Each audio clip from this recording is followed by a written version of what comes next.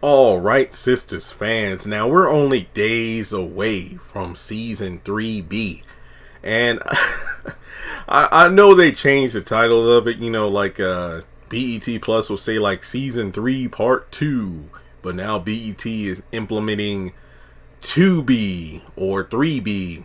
Look, it's the back half of the season. How about that?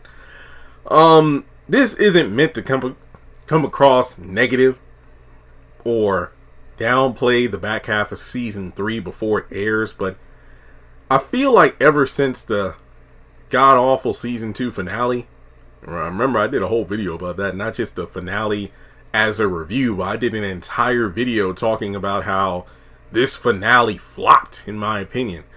Season 3 has been extremely lackluster, in my opinion. Very repetitive, stale character development, if you even want to call it that. Just character regression episode after episode.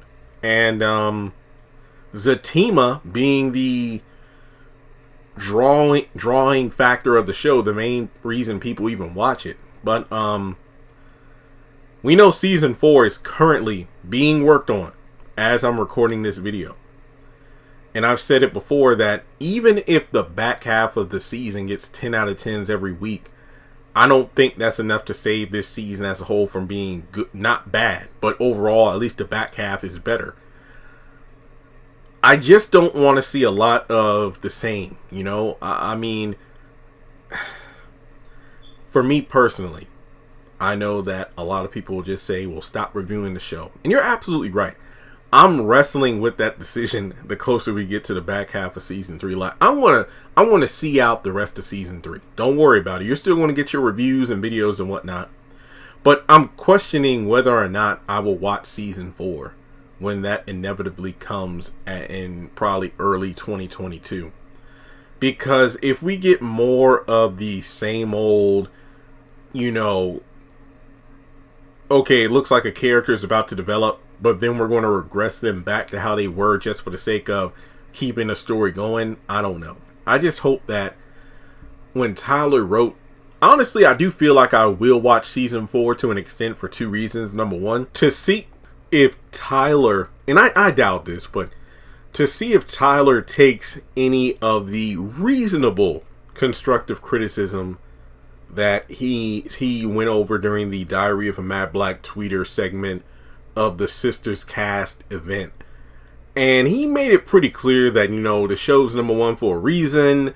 Don't you trust that I have a purpose in the writing? So I feel like overall he gonna do what he gonna do. But I am curious to see if he's going to make the beds bigger, because that was the one tweet he did address to say, yeah, you know what, that one's on me. But that is one of the reasons that I think I'm going to try to hang on into season 4 to see if it gets better. But given that he wrote season 4 all by himself, with the moose, I feel like we might be getting more of the same. Now, on the second reason, it would probably be financially irresponsible to quit watching Sistas, because I have no doubt that it's going to remain like the biggest show on the channel. I just didn't want to call the channel Sistas Review. I still need a house, guys, so I gotta do something for money aside from eBay. But I just feel like if I do reach a point where my heart really isn't in it, and I love the cast, I mean, I have no problem with them, but in terms of the show and the characters, I feel like it's a major disservice if the show runs well beyond its expiration date. Like, I don't want 7 seasons of Sistas, because let's say we get a season 7 and we're still dealing with Gary, Calvin, and Sabrina. I don't know. Like I said, this show is not meant to be on the same level of drama as The Oval or The Haves and the Have-Nots. It's meant to be a bit more comedic, but it is successful in opening the door for good conversation about what makes a healthy relationship. And to be honest, if Sistas went on a bit of a hiatus for a while and we had more of those cast events, I'd love that. I mean, maybe it doesn't have to be in person all the time, but I would love to have like Tyler Perry talk with the cast, male and female cast members, about relationship stuff, because Tyler held his own on stage at the special, but I really wish some of the men were there to kind of bounce off the women, not to debate, but just to talk about their different stances and perspectives on their characters, relationships, and dynamics, like who's right, who's wrong. I feel like that's the one thing we're kind of missing in society today. You know, not to sound preachy or to, you know, get on the soapbox here, but I know that what was it, internet comedian Ryan Davis mentioned this about how Kevin Samuels, is that his name? The guy that always gives advice to men and women, you know, oh, you're not a 10, so you shouldn't expect a 10. But he talked about how Ryan did a video himself that some notable women like Taraji and a few other actresses actually greenlit and thumbs up. It's just the fact that there are a lot of people out there, a lot of books and classes about men being accountable, but what about women being accountable? I felt that way as a Liberty student, you know, when I was in college, and they would have like Women Empowerment Week or Women Empowerment Month, and they would have all these speakers come to like convocation talking to women, mainly dogging men, like, you know, men, you know, they're porn and they want sex and this and that, and it's like, you got to be careful. But I'm like, what about where are the speakers to reflect on women and how they should be accountable?